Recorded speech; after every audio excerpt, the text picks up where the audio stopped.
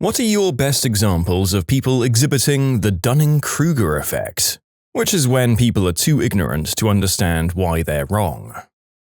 I fix boats for a living, and I can tell you there's probably no subject in existence where everyone knows better than you than boats and boating. To quote someone on a repair, "No, that's way too much for the work here. Tell them their deck is rotten from years of water seeping in? No, you're wrong. I take very good care of my boat. It's actually crazy." I called for a service on my AC, the guy comes out, says everything was fine and it was working in that moment, so I pay the fee and he leaves. 3 weeks later, the unit fails and I call another company to have a look. I was giving the story to the tech and I said something like, "The other guy tested everything, but that doesn't mean a component didn't fail after he left and before you showed up." And this guy was startled. He told me very few people understand that can and does in fact happen. Well, I work in IT and have had to have this discussion many times with people. When I was in high school in the 70s, I thought that I was a good singer. I sang in a couple of bands. Later, I built a recording studio and worked with bands, learning more and more about music. The more I learned, the less good I believed I was, but I kept practicing for years. A few years ago, I took vocal lessons from an excellent teacher. I believed I was close to being a good singer and just needed some minor tweaks, and he showed me how far away the goalpost really was. Looking back to high school, I sucked while believing I sounded good. My dad thinks he's the man at day trading and the real estate market because he once managed to make money on both of those. So he keeps buying more stocks, and he keeps making plans to become a real estate agent. He buys self-wealth books and buys into pyramid schemes. He has no certifications. Now he's in debt because of bad trades and pyramid schemes, but he's still convinced he's going to turn it around and become rich. Yeah, I've always been a little cynical and assumed that even if you had good instincts for the stock market, it's still risky, but it definitely sounds like what your dad is doing is just straight-up gambling in all but name. The guy needs help. My boss, who got fired for unrelated reasons. A few years ago, this guy, who's the stepson of the company's founder, president, and CEO, was made national director of sales. He was out visiting one of our job sites where we were building a new location and started talking to the superintendent and project manager. I heard this story from the superintendent himself, and I 100% believe this is true because the guy is a nightmare and the superintendent is a badass whose specialty is dealing with idiots. Also, the CEO basically confirmed the whole thing on a phone call 2 weeks later. So this idiot was saying, "Why do these buildings take 8 months to build? You should be able to do them in 5. The supervisor says, "The plans are for 7.5 months, with a few weeks thrown in as safety for weather, subs that don't show up, supply delays, among other things. We can't build them in 5 months. If absolutely everything goes right, we might be able to do them in 7. That's ridiculous. Just schedule things tighter and make it happen faster." That's not possible. I've been building these things for the company for 6 years now, and we absolutely cannot do it in 5 months. Look, just put me in charge and I'll get it done. You'll see. I've been working in construction for 30 years. You've never worked construction a day in your life. You have no idea what you're talking about.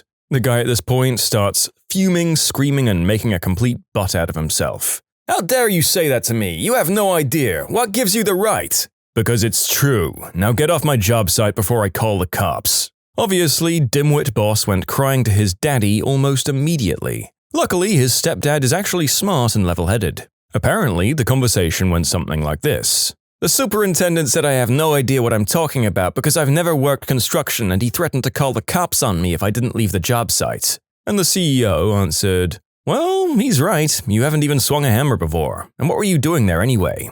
The CEO then banned him from visiting the construction sites ever again. A random person started debating me about the statistical significance of the work I was doing. He's studying philosophy while I'm studying statistical science. I did do him the respect of paying attention to him because there's always a possibility that I've made a mistake, but that wasn't the case.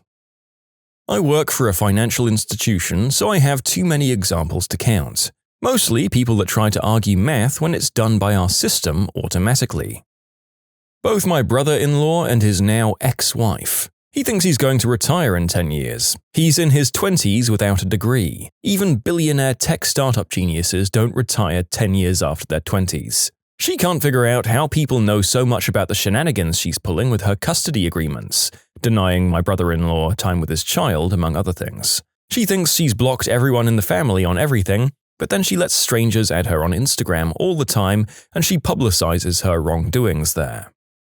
Yesterday I got into it with a guy who was raging that the new iPhones don't have cameras with, quote, more megapixels. Well, I design consumer electronics for a living, including some with cameras, so I mentioned that having more megapixels doesn't automatically mean the resulting image will be better. I pointed out that there are many factors that go into making a camera produce better images, and that the number of pixels is only one of them. I also pointed out that if you don't improve the other things along with the pixel count, increasing the pixels can actually produce a worse image sometimes. Well, he wasn't having it. To him, more meant better, no matter what. Decades of customer electronics industry experience couldn't hold a candle to his observation of, 10 is better than 20, duh.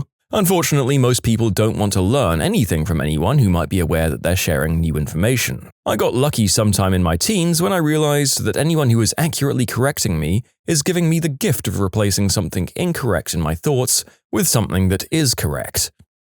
My elder brother asked me for a copy of the Bible once. I said that I had a couple of them I'd inherited and asked which one he'd prefer. He asked, "Well, is it Old or the New Testament?" I was like, it's both of them." "Well, that's stupid," he said. "They're the same thing."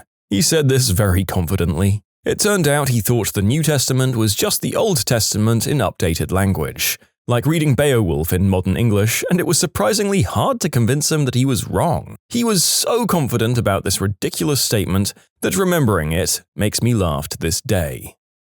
I kinda hope that someone listening to this also got their minds blown by this fact. I can see why he was confused about that if he was coming from a place of ignorance, but fighting over your error when you just clearly don't know from the outset is what makes him a dummy here. We resent baselessly defending something that you know nothing about, not ignorance. I feel like a lot of the smartphone wars from back in the day were just people reading off spec sheets at one another without either person knowing what they were saying. My coworker who ignores every stated protocol for someone with his job description. All he's required to do is gather the data to be entered about the customer. Each time he tries to enter the data himself, he hasn't been trained for this. Why? Because he's computer illiterate at age 68. The customer can wait 4 to 24 hours for the data entry to gain them normal customer access to our business. There's nothing immediately necessary for the customer. I've complained, he gets mad, he's quit, and then he's come back. He kept doing it. Boss does nothing. Meanwhile, to fix his mistakes takes 48 hours longer, bothers the IT person, creates more work for more departments, and the client has now received poor customer service. I mean, it's protocol for this very reason. Last time he did that, our entire department and the IT guy refused to help him fix his mistake. The customer repeatedly came in on his shift and asked why the perks weren't set up yet. This coworker of mine then yelled at me, "What was the problem with it?" And I calmly said, "I don't know, Bob. I'm supposed to be the only person who's supposed to contact IT. This situation happens when another coworker doesn't follow protocol. I guess you need to figure it out yourself." He walked away and in front of customers yelled, "Frick that. I fricking won't comply. It's customer service." The customers were shocked. I filed a formal complaint on him for disturbing customers. Guess what? He now complies. I post on the Out of the Loop Reddit a lot, which means I invariably have to deal with people who have, let's say, an opposition to reality. The most recent note on one of my posts was a complaint that I included too many facts and sources as a way of confusing people. For real, the argument was that I was providing so much evidence that conflicted with their worldview that I was obviously just lying to them, so I couldn't be trusted. How do you even argue with that? A coworker argued to me that he's not racist, he's just prejudiced towards certain races. I told him that's the literal definition of racist, and he said it's different. Tax brackets. In the US, personal income tax has always been a progressive tax, meaning that as one earns more, one pays a higher percentage, and it's designed in such a way that earning more never results in a net loss to the earner. Plenty of people insist that going into a higher tax bracket can and does cause a net loss to the individual. That's not only untrue now, it's been untrue for as long as there's been personal income tax in the United States. I know a guy who's told me he's against gay marriage because the Bible says it's wrong, but his reasons for being against it aren't religious. What? Actually, the amount of people who don't understand what the Dunning-Kruger effect actually describes but use the term all the time anyway. I work at a car dealership and people honestly have no fricking clue what they're talking about when it comes to their vehicles, but they'll always swear they know more than you. My favorite is when they say, "Well, I read on a forum that it's X, so why are you telling me it's Y?" Or, "Well, my mechanic said that it's in good condition." You can submit your own stories to be featured here on the channel. The story submission link is in the description below. And if you want to listen to some vibey music in the background, check out easymode, also linked below, and subscribe. My coworker is convinced that aspartame causes brain cancer, and when I told her it didn't, she asked me how I was sure I was right. I informed her I have a degree in medical technology with a focus in chemical testing. She then laughed at me and told me I was way out of my league because chemistry and food science are different fields of study. She has a 30-year-old degree in social work. We both work the same entry-level position. My mum thinking Steam is a virus. It's only a virus to my wallet. A very deep south old lady I was talking to once said, "I'm not racist, I just think they," by which she meant black people, "should stay in their place." She felt the same way. "I'm not racist, I only fulfill the exact criteria for racism," she says underneath her Confederate flag in the living room of her dilapidated old Southern manor, surrounded by long untended cotton fields. I did accounting for insurance policies. Customers would constantly ask for audits. Nearly every audit was done because the customer was just one payment behind. When I started at the company, I wasn't assigned audits, but was amazed at how many I saw coming through the department every week. Hundreds. Many of them were re-audits of the same policies too. After a couple of months, I got curious, especially because these customers would occasionally get transferred to our department when they became insistent. The first time I saw how my coworkers were auditing, I knew exactly what was wrong. Instead of telling the customer the exact date each payment was received, the audit just stated the month and if a payment was received. So January, yes, February, yes, etc., etc. Not only that, but they had a strict policy of going only 6 months back. Most customers had a due date at the beginning of the month. They'd send their payments out a few days prior, so let's say someone skips a month, possibly years ago, then they continue to send their payments at the end of the month. A payment that was due on the 4th but arrives on the 31st, and the audit will show payment received for that month. But boom, new payment is due 4 days later. I present this to my supervisor and he just did not get it. He kept saying, "But if they paid that month, how are they behind?" Because they skipped a payment at some point possibly years ago, and this has been floating ever since. This isn't advanced stuff. I took over the audits, it didn't even take much extra time. I sent an audit as far back as the late payment to every customer who had a request. We went from 100 audits a week to about 5. My supervisor never figured out how I did it. Worked on a group project as a final exam on my sociology degree. My group consisted of 5 people, myself included. This one guy, you know the kind of guy, he's done great before uni by being a suck-up to teachers. He came across as a very competent guy due to confidence. During the initial process of planning, he'd interrupt everyone saying, with resignation, "I'll just do it if you guys can't." Even though our competence was never really an issue. We made him write the entire chapter of theory, and we had to edit it fully 2 times because he obviously didn't understand it. The project is written in our mother tongue, but almost all the literature was in English. So the majority of the chapter was just quotes from articles, which he couldn't translate or tell the meaning of. He later translated indifference to alienation. He wasn't involved in any data collection and didn't understand basic math. When we explained what the hard data meant, he said that he didn't agree with us and just couldn't see it from our point of view, despite the data not being relative. He still had that "I'm better than you" attitude, and alas, at the exam, me and another student got an A and he got a C. He still thinks he's smarter.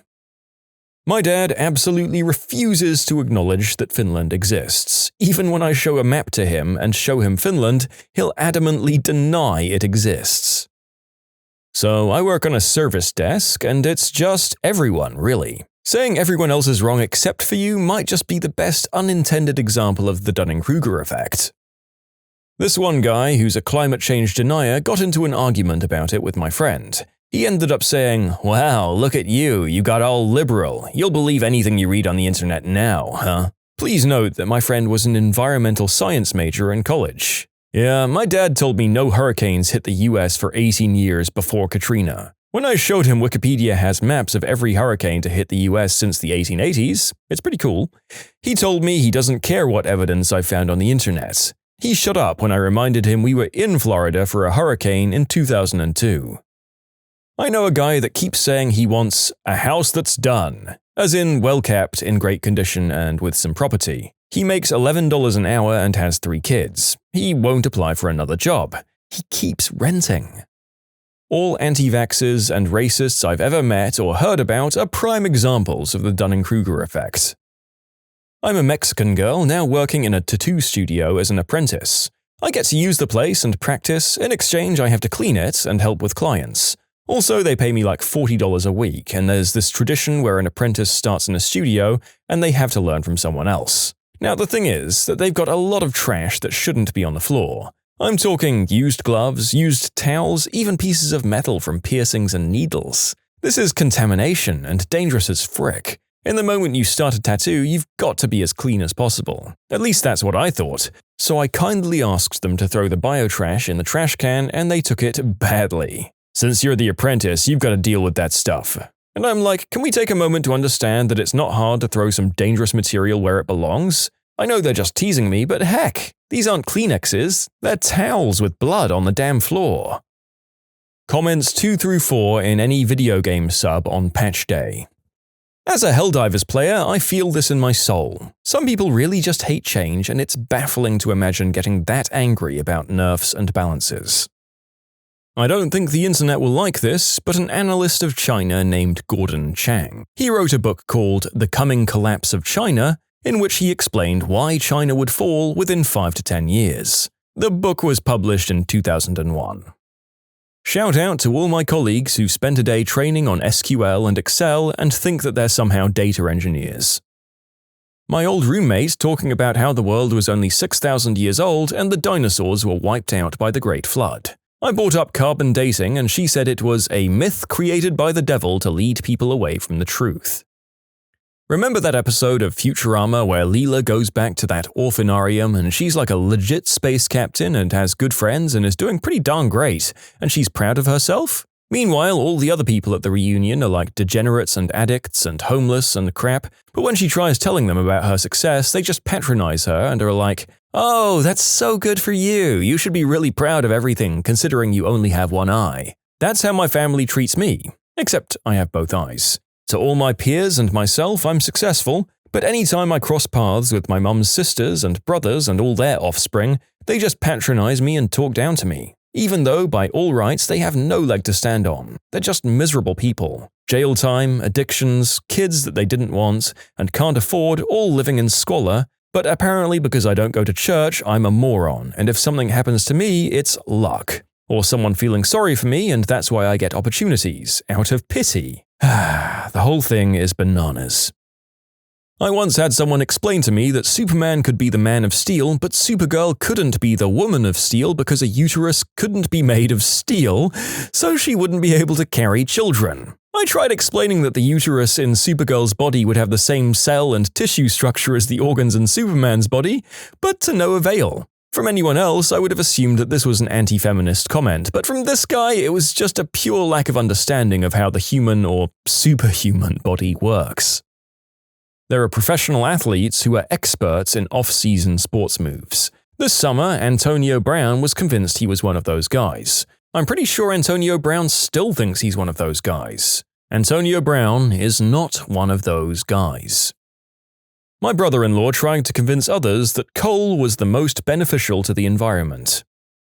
As a bartender, I've had customers and staff telling me I'm wrong for doing certain things with drinks. 1. Floor staff telling me that there was no head on cider that he was bringing for someone. When I told him you don't give cider with a head, he stared at me and kept telling me that you do. And 2nd, a customer just last week complained about getting a lime with her tequila, that only lemons go with tequila, and proceeded to drunkenly lecture me which drinks lemon and or lime goes in. In truth, you can use either lemon or lime, I've just been told lime. My mum thinks that using a tanning bed before going on holiday will prevent skin cancer. She then tells me that being an undergraduate doesn't make me smart, and that I can be wrong about things. Any conversation I have with client techs or colleagues about my politics. I'm in a conservative industry, but I'm a leftist, specifically part of the libertarian left, not a big fan of centrally planned economies or authoritarian single-party democracies. Like, they don't even have the proper vocabulary to have a conversation about politics outside of the very narrow Overton window of mainstream American politics. I tried showing one idiot a political compass to explain to him what people mean by libertarian socialism or left libertarianism, and he just started frantically saying, "You're making that up, you're lying, you're making that up," even as he couldn't find any of the supposed myriad YouTube videos that prove that you're lying. I also got accused of fabricating the life, works, and existence of fricking Proudhon by my manager, a right libertarian. I would like to buy Greenland. The idea is absurd. Well, that's just a nasty thing to say. In this example, person A is too ignorant to understand why the proposition is absurd. As a result, person A is only able to interpret person B's rejection as an insult rather than an astute evaluation of the proposal. When you subscribe, make sure to hit the bell to turn on notifications. Put the playlist on in the background to finish listening to all the stories, or if you want some vibey music to put on in the background, check out easymode. If you like Am I the Genius, give Am I the Jerk a shot. Everything linked in the description.